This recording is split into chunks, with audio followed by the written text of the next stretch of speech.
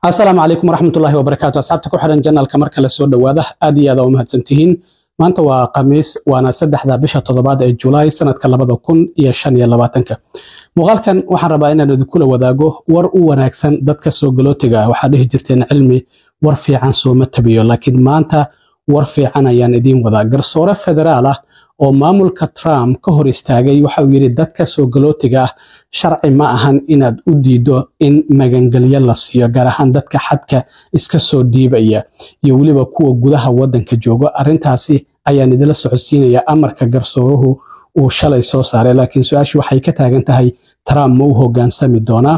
iyo sidoo kalena xeradii loogu magac daray xerada yaxaasyada oo Trump talaadadii uu soo furay oo dadkoodii ugu horeeyay ee soo galooti sharci la'aan ah la geeyay maanta arintaasina waan idila wadaagaya arimahaas ayaan idila socodsiinaya balse marka hore soo dhawaada waxaan ognahay madaxweyne Trump markii uu xilka la wareegay bishii January 20keedii sanadkan 2025 waxa uu soo saaray wareegto ugu magac daray guaranteeing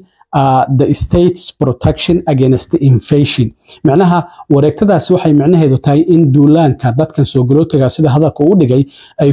ku soo qaadayaan wadanka Mareykanka in uu doonayo in uu joojiyo uu leeyahay qof dambe wadanka soo ma gali karo arintaas shalay garsoore federaal ah ayaa waxa uu sheegay in aysan sharci ahayn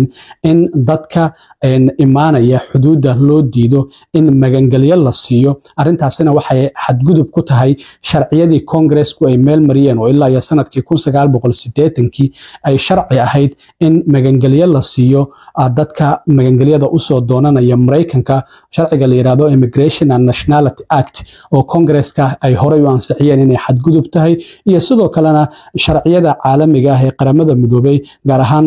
xeerka la yiraahdo Convention Against Torture oo ah in jirdil qofka maadaama wadamadooda ay ka soo cararayaan ay tahay inaan loo diidin in magangalyo ay dalbadaan haddaba marka garsoorahan federaalka oo magaciisa la yiraahdo Rodolfo Moss ayaa waxa uu maamulka Trump uu sheegay in uu ka hor istaagayo in ay masaafuriyaan dadka magangalya doonka ah iyadoo madaxweyne Trump aan ognahay in wareegtadaasi uu soo saaray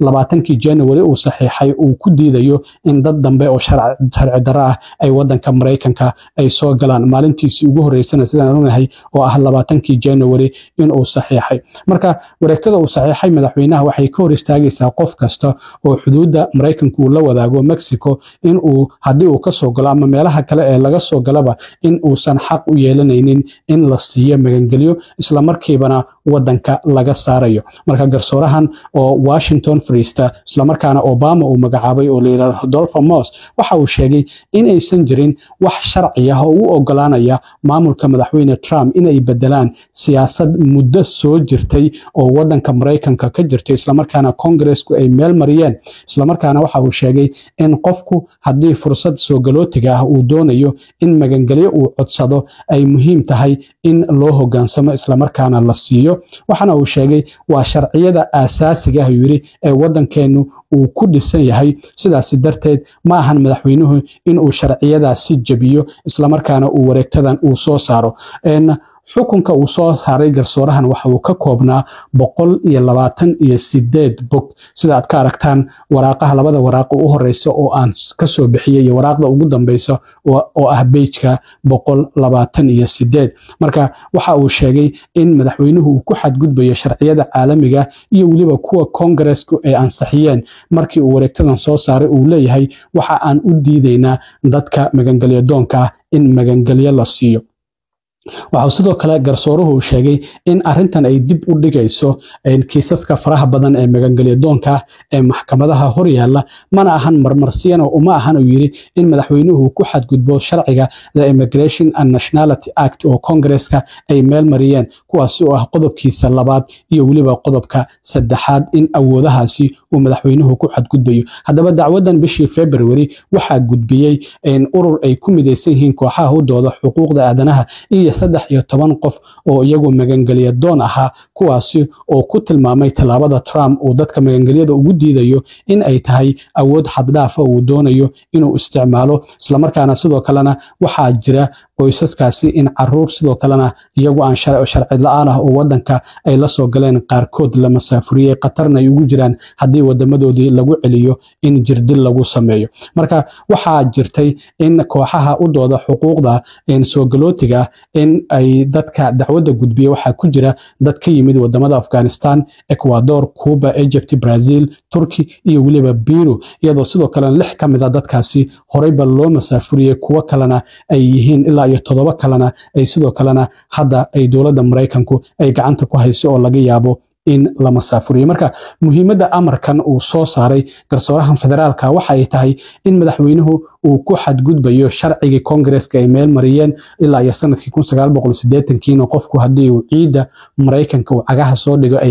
ay tahay in magangelyo la siiyo oo ilaa iyo sanadkii 1980 lagu dhaqmayay iyo sharciyadii caalamiga ah in madaxweynuhu ku xadgudbayo markii uu sharcigan uu meel mariyay sidaas darteed waxa uu haystaa maamulka Trump in muddo 2 toddobaad gudahooda ay racfaan ay ka qaataan waxaana laga yaabaa xitaa sidoo kale in maxkamadda sare sharcigan la isla gaaro marka in maxkamadda sare ay fasaxooda ay ka soo laabtaan bisha October ee soo socota intaas haddii aan ka gudbo amarkaasi ka soo baxay garsooraha federaalka oo Trumpna aan la ogeyn sida uu u hoggaansami doono maadaama amaro badan oo ka soo baxay maxkamadaha uusan u hoggaansamin waxaan ognahay sidoo kalena maalintii ugu dambeysay ee maxkamadda sare waqtigeedu uu xirmayay in madaxweynaha la yiri maxkamadaha hoose kama hor imaan karaan wareegtooyinka oo soo saaro oo amarada madaxweynaha laakiin hadda amarkan waa uu soo baxay waxa laga yaabaa xitaa inay adeegsadaan amarkii ka soo baxay maxkamadda sare oo maamulka Trump yiraahdo awooddaasi horey ayaana loo siiyay marka maxkamadaha hoose nagama hor imaan karaan sidoo kalena waxaa jirta in xeradii loogu magac daray xerada yaxaasada oo dadka soo galootiga sharci la'aanta loogu talagalay in lagu xiro marka loo diyaarinayo in la masaafuriyo madaxweyne Trump iyo wasiirka amniga gudaha talaadadii ay booqdeen isla markaana ay soo kormeereen ayaa hadda waxaa la geeyay dadkii u horeeyay ee soo galooti sharci la'aan ah oo loo diyaarinayo in la masaafuriyo ilaa iyo xeradaas waxay qaadaa 3,000 oo qof waxaana sidoo kalena Trump uu sheegay inuu jeclaan lahaa in meelo fara badan oo wadanka Mareykanka xereyaha noocan oo kala ama goobaha noocan oo kala laga furo dadka soo galootiga sharci la'aanta lagu xirayo inta masaafurinta loo diyaarinayo ugu dambeyntiina madaxweyne Donald Trump sharcigiisii ugu magac daray the big beautiful bill aqalka wakiilada waa ay meel mariyeen ilaa iyo xalay ayaana laga doodayay qaar ka mid ah xubnaha Republicanka ee la yiraahdo the Freedom Caucus ayaa ka soo horjeeday Trump xitaa aqalka cad ayuu shalay ugu yeeray oo la kulmay xalay waxa la leeyahay xitaa qadka telefoonka ayuu kula hadlay aqalka wakiilada aad ayaa la isugu dhow yahay Republicanku 220 ayay haystaan halka dimuqraadiyiintuna ay haystaan 212 sidaas darteed 3 xubnood ka badan ma lumin karin xubnaha Republicanka ee aqalka wakiilada ugu yaraan 217 cod inay ku meel mariyaan ayay ahayd laakiin dimuqraadiyiintu sharcigan aad ayay uga soo horjeedeen xitaa waxay isku dayeen inay dib u dhigaan oo madaxweynaha waqtiga ugu talagalay in miiskiisa la keeno si uu u saxiixo oo maalinta beriyaha oo jimcaha ku beegneed inay dib uga dhigaan laakiin ma aysan dhicin dadaalkoodii waa ay ku guuldareysteen xitaa gudoomiyaha aqlabiyadda yar ee aqalka wakiilada oo xisbiga dimuqraadiga ninka la yiraahdo Hakeem Jeffries oo New York laga soo doorto ayaa hadalkii ugu dheeraa ee ebed laga horjeediyo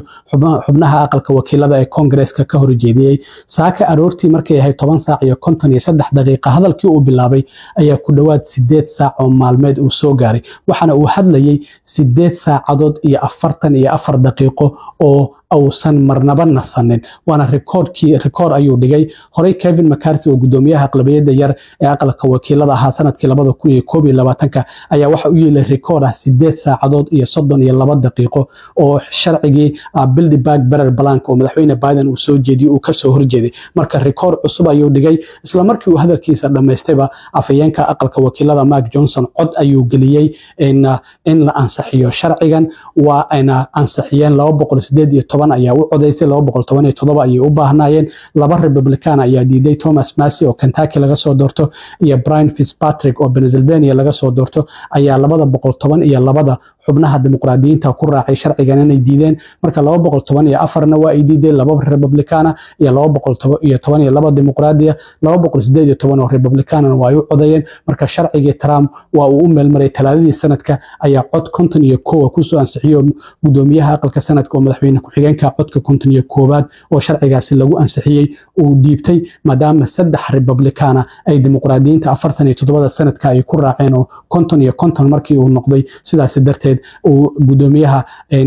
aqalka sanadka oo madaxweyne ku xigeenka codka sharcigu ku meel maray uu diibtay marka madaxweyne Trump aad ayuu u faraxsan yahay bartiisa True Socialka xubnaha aqalka wakiilada Republicanka waa ugu soo hambaliyay waxaana uu yiri waa guul shacabka Mareykanka u soo hoyatay sharcigan madaxweyne Trump waxa uu doonayay in uu u meel maro isla markaana xubnaha dimuqraadiyiinta iyo qaar kamid ah dhaqaaliyanadu way ka soo horjeedeen Medicaid-ka ayuu jarayaa dadka food stamps-ka kaararka cuntada qaata shaqo ayaa lagu xirayaa sidoo kalena ilaa iyo 10 milyan dad ka badan ayaa kaarka caafimaadka wayn doono deynta dawladda lacag fara badan ayaa 10 sano soo socdo uu ku dari doona sidaas darteed laakiin Trump ajendihiisi waa u meel maray maadaama aqlabiyadda labada aqal sanadka iyo aqalka wakiilada ay haysto waa ay ansixiyeen sharciga The Big Beautiful Bill oo madaxweynuhu uu ugu magac daray waa kan afayeenka aqalka wakiilada markii uu sharcigu meel maray oo ku dhawaaqay waxa la arkay sidoo kalena iyagoo u sacbinaya USA ku dhawaaqaya qaar kamid ah xubnaha Republicankana afayeenka sawir ayay la galayeen markii codka la ansixiyay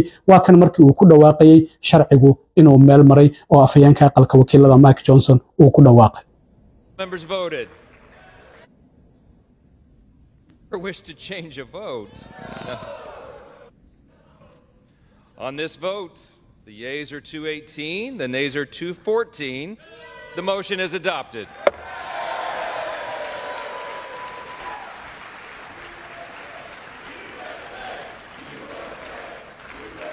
aad iyo aad u mahadsantiin asxaabta warkan war kale oo muhiim ah oo arrimaha taraagada quseeya 40 darawal taraag oo leesinka laga laabtay nin taraag laha oo isagoo gaariga wada hurday oo 6 qof dilay iyo sharciyo cusub oo ka dhaqan galay gobolada Texas iyo Florida warkaasi kan ayuu ka horeeyay marka haddii aad ka dhameysatay warkaasina soo daawo aad iyo aad u mahadsantiin asxaabta intaan mar kale kulmi doono waa saaxiibkiin cilmi waro idin la sida iyo nabadgelyo